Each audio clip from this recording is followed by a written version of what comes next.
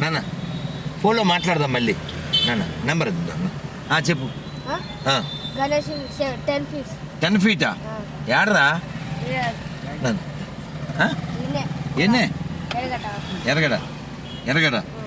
ఇలా ఎంతమంది ఉన్నారు పిల్లలు? 20 మంది ఉన్నారా? సరే ఇప్పుడు నేను 200 ఇవ్వనా వద్దా? 200 ఇవ్వనా వద్దా? ఏమన్నా దేవుడికే వాడతారా మీరు తినేస్తారా? దేవునికే కదా? షూర్ కదా?